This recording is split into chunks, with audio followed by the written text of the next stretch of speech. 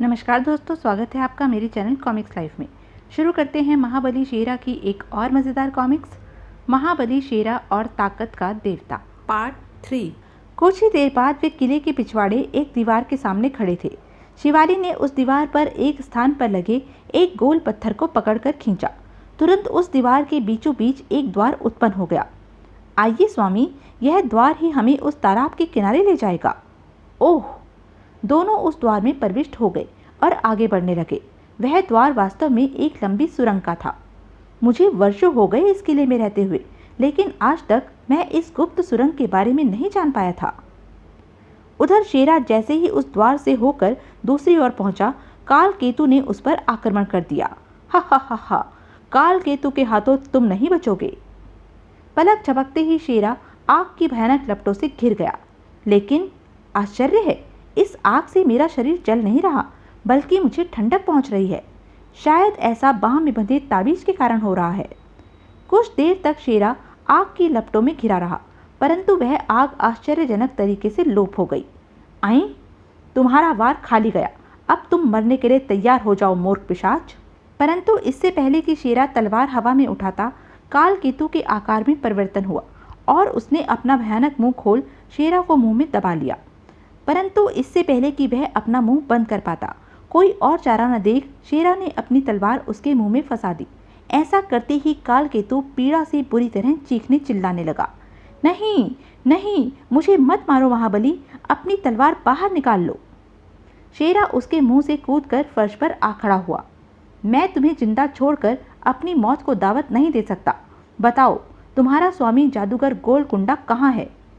उसके बारे में भी बताऊंगा और तुम्हारी मदद भी करूंगा, लेकिन पहले मेरे मुंह से अपनी तिलस्मी तलवार निकालो, वरना मैं मर जाऊंगा। मैं तुम्हारी बात पर कैसे विश्वास करूं कि तुम वास्तव में मुझे कोई नुकसान नहीं पहुंचाओगे और मेरी मदद करोगे? मैं अपने राजा पिशाच राज की सौगंध खाकर कहता हूं कि तुम जैसा कहोगे मैं वैसा ही करूंगा। कुछ सोचकर शेरा ने काल केतु के मुख से अपनी तलवार निकाल ली। अब बताओ, तुम्हारा स्वामी जादूगर गोलकुंडा कहाँ है? वह मुर्दों का खजाना प्राप्त करने की तैयारी कर रहा है महाबली। मेरे पीछे आओ, मैं तुम्हें वहां ले चलता हूँ जहाँ खजाना छिपा है। ओह चलो। काल केतु हवा में उड़ता हुआ एक तरफ चल पड़ा और शेरा उसका अनुसरण करने लगा। लेकिन जैसे ही काल केतु उसे लेकर उस स्थान से गुजरा जहाँ की गोलकुंडा ने राजकुमारी शिवाली का दिमाग अपने अधिकार में कर लिया था, नृत्य करती प्रेतनियों ने शेरा पर आक्रमण कर दिया। महाबली, इन्हें अपनी तलवार दिखाओ, वरना मारे जाओगे। शेरा ने किसी तरह उन्हें अपने से अलग किया और तेजी से अपनी तलवार का रुख उनकी ओर कर दिया। अगले ही पल सभी प्रेतनियां जलकर भस्म हो गई। ये जादूगर गोलकुंडा की ही गुलाम प्रेतनियां थी महाबली, लेकिन अब देर न करो, मेरे पीछे चले आओ। शीघ्र ही काल केतु शेरा को लेकर किले के पिछवाड़े बने गुप्त सुरंग में प्रविष्ट हुआ। यहाँ तो घटाटोप अंधकार है, कुछ नहीं दिखाई दे रहा। ठहरो, मैं रोशनी करता हूँ। और अचानक ही काल केतु की आंखों से निकलने वाले तेज प्रकाश से वह सुरंग जगमगा उठी। वाह! चलिए अब तेजी से आगे बढ़िए। काल केतु के साथ शेरा उस सुरंग में आराम से आगे बढ़ने लगा। उधर शिवाली और जादूगर गोलकुंडा सुरंग पार करने के बाद एक बहुत बड़े तालाब के किनारे पहुंचे। स्वामी, इसी तालाब के भीतर मेरे पूर्वजों का खजाना रखा है, जिसकी रक्षा मुर्दे कर रहे हैं। जानता हूँ, तुम समय नष्ट न करके मुर्दों के राजा को पुकारो। शिवाली ने जोर जोर से बोलना आरंभ किया। हे मुर्दों के राजा, मैं राजकुमारी शिवाली, खजाने की असली वारिस, अपने पूर्वजों का खजाना लेने आई हूँ। कृपया मेरा खजाना मेरे हवाले कीजिए। शिवाली ने उक्त वाक्य कई बार दोहराए।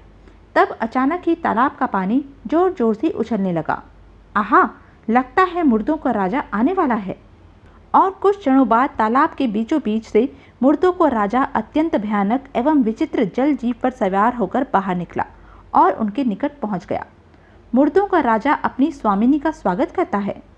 धन्यवाद मुर्दराज, मैं अपने पूर्वजों का खजाना लेने आई हूँ। क्या वह खजाना आप मेरे सुपुर्द करने की कृपा करेंगे? अवश्य राजकुमारी, हम मुर्दे वर्षों से आपके ही यहाँ आने की प्रतीक्षा कर रहे हैं, ताकि खजाना आपके सुपुर्द कर अपने कर्तव्य से मुक्ति एवं मुर्दा शरीरों से मोक्ष पा सकें। आप दोनों मेरे इस जलयान पर सवार हो जाएं। गोलकुंडा मन ही मन प्रसन्न होता हुआ शिवाली के साथ मुर्दों के राजा के जल जीव पर सवार हो गया। मुर्दों का राजा उन्हें लेकर वापस लौट पड़ा। तभी शेरा काल केतु के साथ सुरंग से बाहर निकला। महाबली, मुर्दों का राजा गोलकुंडा और शिवाली को तालाब के भीतर खजाना सुपुर्द करने ले जा रहा है। उन्हें रोको। यदि खजाने में सम्मिलित महाशक्तियां गोलकुंडा के हाथ लग गई तो फिर उसे कोई परास्त नहीं कर पाएगा। शेरा पूरी शक्ति से तालाब की ओर दौड़ पड़ा। नहीं, मेरे जीते जी वह अपने उद्देश्य में सफल नहीं हो पाएगा। मैं उसे खजाने तक नहीं पहुंचने दूंगा। जय ताकत के देवता की। लेकिन जैसे ही शेरा तालाब में कूदा, तालाब का पानी आग के रूप में बदल गया। लेकिन तावीज़ के कारण वह आग शेरा को कोई नुकसान नहीं पहुंचा सकी और उसके टकराने के साथ ही गायब हो गई। तुम मेरे हाथों से किसी भी हालत में नहीं बचोगे गोलकुंडा। संभलो, मैं आ रहा हूँ। अगले ही पल शेरा ने पानी में डुबकी लगाई और नीचे उतरता चला गया। इधर मुर्दों का राजा राजकुमारी शिवाली और जादूगर गोलकुंडा को लेकर उस स्थान पर पहुंचा जहां शिवाली के पूर्वजों का विशाल खजाना बिखरा पड़ा था। राजकुमारी, यह है तुम्हारे पूर्वजों का खजाना। तुम इन्हें मेरे आदमियों की सहायता से तालाब से बाहर ले जा सकती हो। लेकिन इस खजाने में जादुई कालचक्र, त्रिशूल और आग का गोला कहाँ है? वह तीनों महाशक्तियाँ उस सोने के संदूक में रखी हैं। उन्हें प्राप्त करने वाला मौत को अपनी मुट्ठी में कर लेगा। जाओ, उन्हें अपने अधिकार में ले लो। अवश्य, राजकुमारी के लिए यही तीनों वस्तुएं बहुमूल्य हैं। मैं इन्हें अभी अपने अधिकार में लेता हूँ। कहकर गोलकुंडा बड़ी फुर्ती के साथ उस संदूक के निकट पहुंचा और उसका ढक्कन हटा दिया। आहा, यही है वह महाशक्तियाँ। आज मेरी वर्षों की साधना पूरी हुई। परंतु इससे पहले कि वह उन तीनों वस्तुओं को हाथ लगाता, ठहर दुष्ट, उन वस्तुओं को बाद में छूना, पहले अपनी मौत से निपट। एकाएक ही शेरा को सामने देख गोलकुंडा बुरी तरह घबरा उठा। फिर इससे पहले कि वह अपने होशो हवास पर काबू कर पाता, शेरा एक ही छलांग में उसके निकट पहुंचा और बिना एक पल भी नष्ट किए हाथ में थमी तलवार उसके पेट में घुसेड़ दी। आह! गोलकुंडा कटे वृक्ष की तरह संदूक पर ही गिर पड़ा। आह!